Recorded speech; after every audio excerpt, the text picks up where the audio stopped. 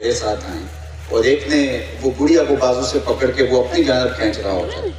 تو سامان اس کا ادھر جا رہا ہے، بچے اس کے ادھر جا رہے ہیں، اور ایک کنڈکٹر اس کو کھینچ کے ادھر لے کے جا رہا ہے، تو وہ باز کر غصے میں آ جاتی ہیں خواتین، وہ کہتے ہیں بھائی ایسا کتے بھی نہیں جانا، اب حالانکہ جانا تو کہیں ہوتا ہے۔ اب اتنے لوگ اور اس طرح کے نظریات، ہر آئے دن ہم کوئی نئی فکر اور نیا فتنہ نشو و نما پاتا ہوا دیکھتے ہیں، تو پھر کس طرح ہم حق کی پہچان اور حق کی معرفت کو اختیار کریں؟ تو صاحب میں آپ سے عرض کرنا چاہوں گا کہ ہمارے اسلاف نے جو چیزیں طے کر دی ہیں وہ طے شدہ ہیں، ہمیں کسی نئے راستے میں پڑھنے کی ضرورت نہیں ہے۔ علامہ اقبال علیہ الرحمہ نے بہت خوبصورت ہمیں اس حوالے سے رہنمائی کی ہے کہ اجتہاد عالمان کم نظر اقتدا بر رفتگاں محفوظ کر،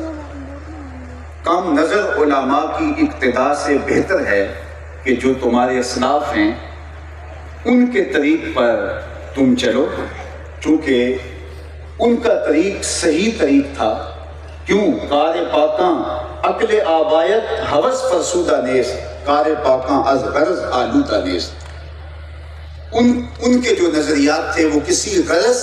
کے تحت نشو و نما نہیں پائے تھے، انہوں نے اپنی خواہش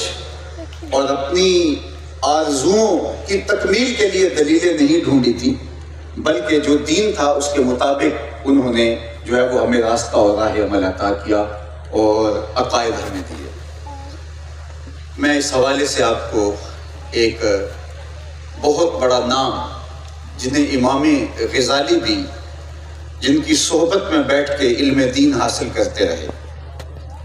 امام الحرمین امام ابو المعالی الجوینی رحمۃ اللہ تعالی علیہ، 5ویں صدی کے یہ عالی مرتبت شخصیت ہے، عالی مرتبت نام ہے۔ تو جب ان کا آخری وقت آیا تو انہوں نے اپنے شاگردوں کو اور اپنے پاس جو لوگ بیٹھے تھے ان کو گواہ بنا کے ایک بات کہی اور کہا کہ میں ایک گہرے سمندر میں پھنس گیا ہوں اور میں نے اسلام اور اہل اسلام کے علوم کو چھوڑ دیا اور میں ایسے علوم کی تلاش میں سرگرداں رہا جن سے مجھے منع کیا گیا ہے، اور اگر اللہ کی رحمت میری یاوری نہیں کرتی تو میں سب سے زیادہ اللہ کی رحمت سے دور ہونے والے لوگوں میں شامل ہو گیا ہوں، اور اب میری آخری سانسیں چل رہی ہیں، تھوڑی کو الوداع کہہ دوں گا۔ تو امام الحرمین امام جوینی نے، ابو المعالی علیہ الرحمہ نے اپنے شاگردوں سے، اپنے پاس بیٹھے ہوئے لوگوں سے مخاطبت کرتے ہوئے کہا کہ تم سب گواہ بن جاؤ، میں اپنی بوڑھی ماں اور نیشا پور کی بوڑھی عورتوں کے دین پہ اپنی جان دے رہا ہوں۔ میرا وہی عقیدہ ہے جو نیشا پور کی بوڑھی عورتوں کا ہے، میرا وہی عقیدہ ہے جو میری بوڑھی ماں کا عقیدہ ہے۔ جب فتنے اس طرح نشو و نما پانے لگے تو پھر عقل آبایت ہوس فرسودہ نیست، کار پاکاں از غرض آلودہ نیست۔ تمہارے آباء و اجداد کی عقل ہوس سے پاک تھی اور غرض اور لالچ کی بنیاد پر انہوں نے عقیدوں کا کاروبار نہیں کیا، بلکہ ان کا وہی عقیدہ تھا جو شریعت کے ماخذ سے پھوٹتا ہوا دکھائی دیتا ہے۔ تو آج میں بھی اپنی بوڑھی ماں کے عقیدے کا اظہار کرنا چاہتا ہوں، اس ماں کو جس نے لوریاں دیتے ہوئے مجھے عقیدہ پڑھایا تھا کہ میں صدقے پاک محمد تو جڑا نانا حسن حسین کا ہے، تو ہم اسی عقیدے کے ساتھ کھڑے ہیں۔ میں 94 برس کے اس بوڑھے باپ کے عقیدے کا اظہار کر رہا ہوں کہ جس نے ہمیں لوریاں دیتے ہوئے یہ عقیدہ دیا تھا، ملدا نہیں محمد ورگا